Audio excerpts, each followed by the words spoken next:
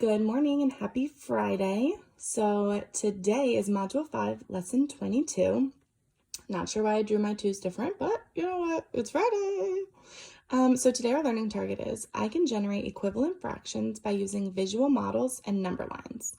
So the word generate means to make. I can make equivalent fractions by using visual models and number lines. So visual models being pictures where some are shaded and some are not. And obviously you guys know what the number line is.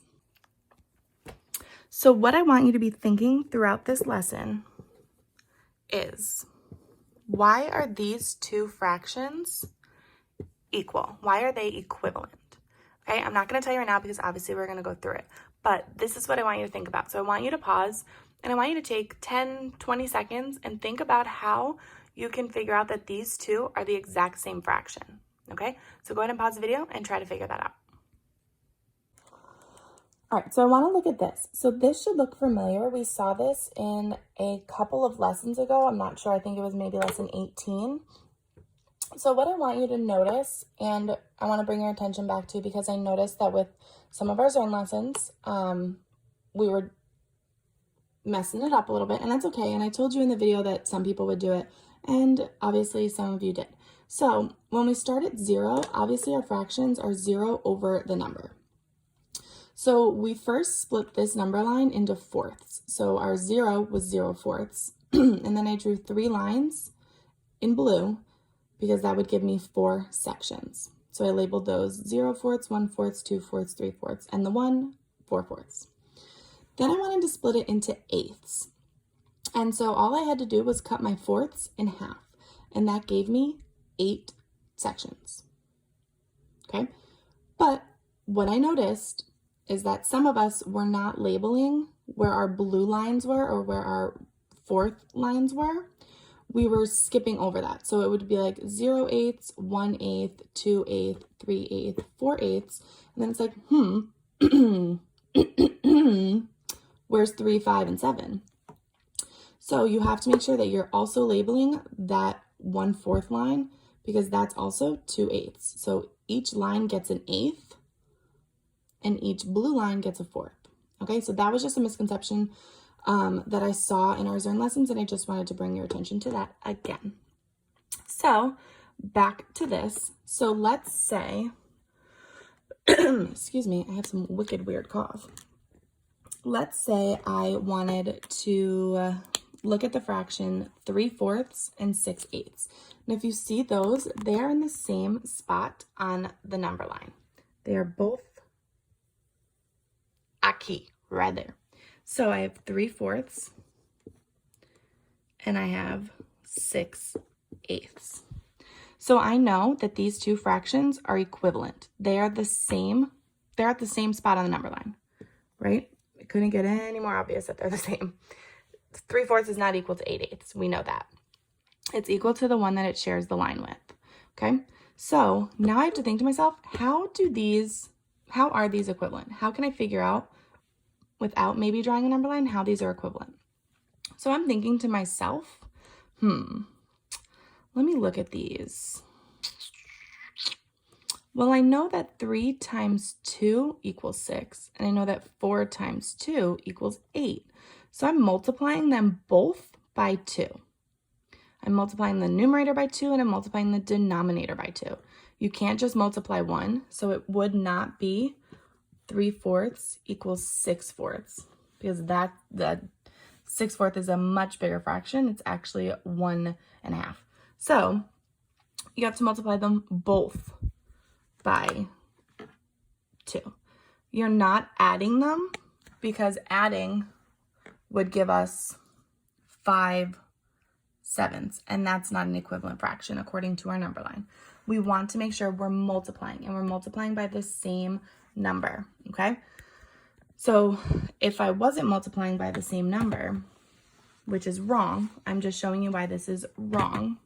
If I did 3 fourths and I had to find an equivalent fraction to that, if I tried to multiply 3 times 3 and 4 times 2, I would get 9 eighths, which doesn't work out. And even if I did it the other way,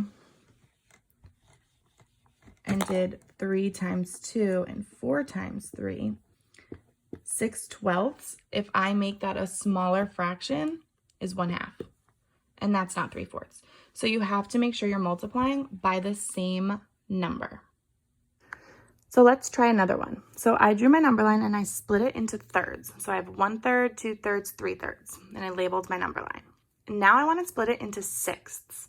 So I know that 3 is half of 6. So in order to get my sixths, I need to split those in half as well.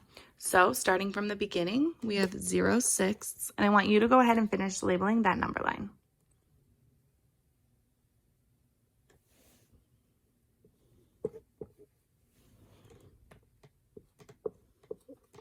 So I have my 1/6. Don't forget that 2/6 goes there. 3/6, 4/6 goes at that line. And 5/6, rounding it out. So if I were to pick a fraction on this number line, I would pick, let's pick 1/3 and 2/6. So 1/3 is equivalent to 2/6. And I know that because they're on the same spot on the number line. But now I need to figure out how they're equivalent. So I'm looking at it and I'm thinking to myself again, I can get to 2 by multiplying 1 by 2. So if I did times 2 up top, I should probably do times 2 at the bottom, which would give me 6. 2/6 is equivalent to 1/3 because you're multiplying both of them by 2. Now let's just double check and make sure that it's the same over here. 2/3, 4/6. To get to 4, I gotta multiply 2 by 2, and to get to 6, I have to multiply 3 by 2. So 4/6 and 2/3 are equivalent as well. Okay, so now we're gonna try some with pictures and matching. So let's get to that. All right, so here are my visual representations. So the last two that we did were the number lines, and now we're doing the visual representations. So these are the pictures. So the first thing I'm gonna do is I'm gonna go ahead and I'm gonna label all of my fractions. So this one, I have 1 out of 2 shaded, so that's 1/2. Here I have 1, 2, 3, 4, 5 whole pieces, and 2 of them are shaded. And here I have 1, 2, 3, 4, 5, 6, 7, 8, 9, 10. And 8 of them are shaded. Up here I have 5 and 4 of them are shaded. Here I have 6 and 3 of them are shaded. And here I have 10 and 4 of them are shaded. Okay, so now I have my fractions drawn and labeled. So now I have to think which one of these on this side are equivalent to which one on this side. So the first thing I'm going to think is, which of these pictures can I see if I were to maybe move some pieces around would give me a piece that looks just like these? So I'm thinking to myself, which one of these have the same denominators? Does that automatically mean they're equivalent? Let's think. Because I could see a lot of people saying, oh, these ones are equivalent because they have the same denominator. They do not, because 8/10 is more shaded in, is less actually than 4/10. Okay?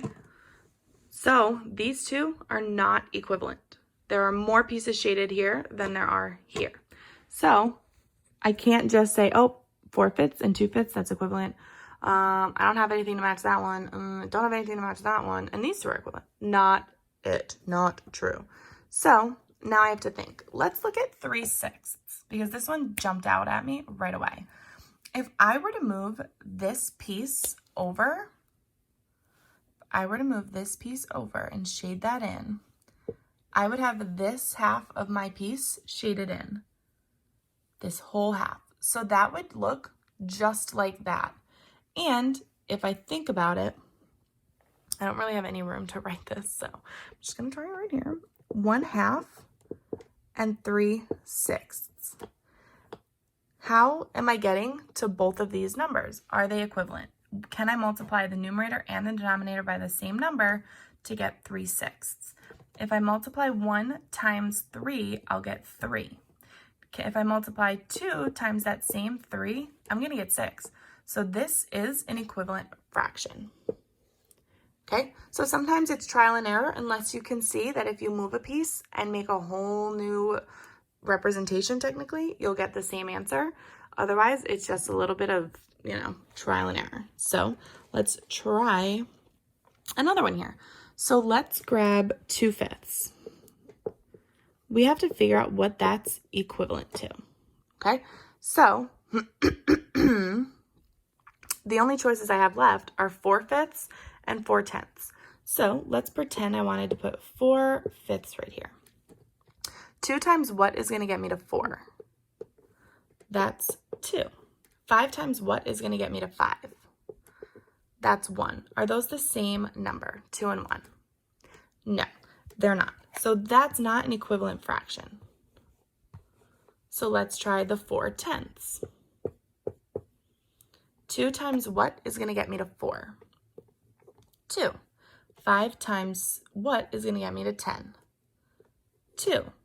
So 4/10 is the equivalent of 2/5 because I multiplied my numerator, my denominator, and my original fraction by the same number. Okay, so where's that one? 2/5 and 4/10. So by process of elimination, obviously we only have 2 fractions left, 8/10 and 4/5. But let's check that anyway, just to make sure. And that's to make sure we didn't make any other mistakes. 8/10 and 4/5. I'm going to write it with the smaller number, the smaller numerator over here. 4/5, 8/10.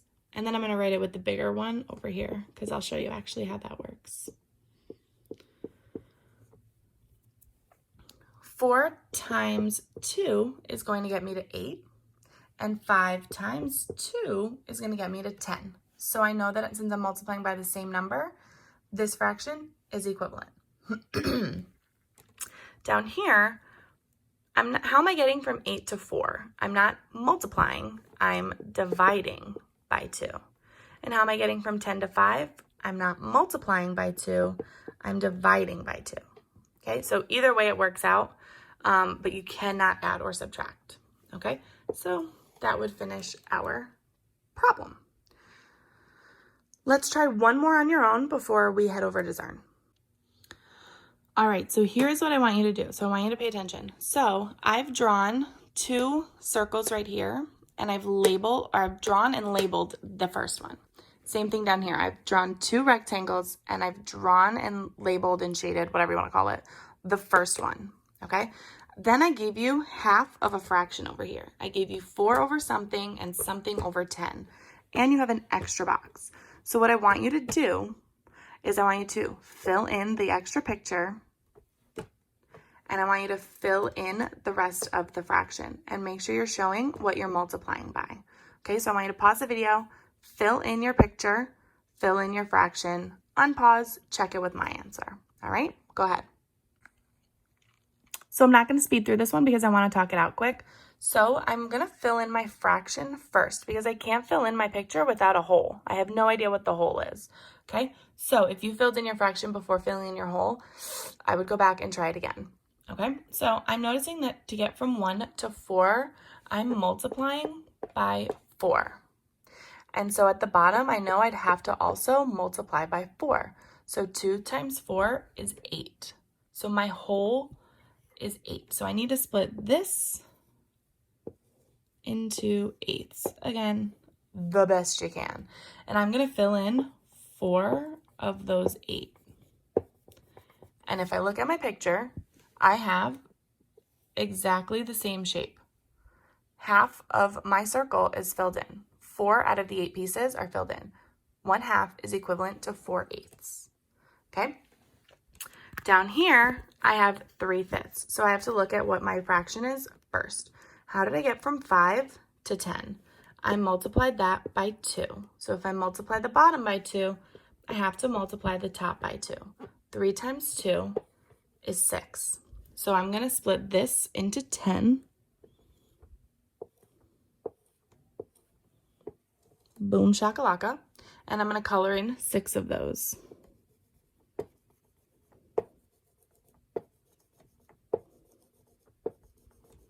And if I look at my picture, boom, same picture almost. So I know that 3/5 is equivalent to 6/10. Okay, so if you did not get 4/8 or 6/10, I want you to go back and look at your work and make sure that your pictures match mine and that you multiplied both the top and the bottom by the same number. Multiply, not add. Multiply. Okay, so you're going to go ahead and check your work, and then you're going to head to Zern.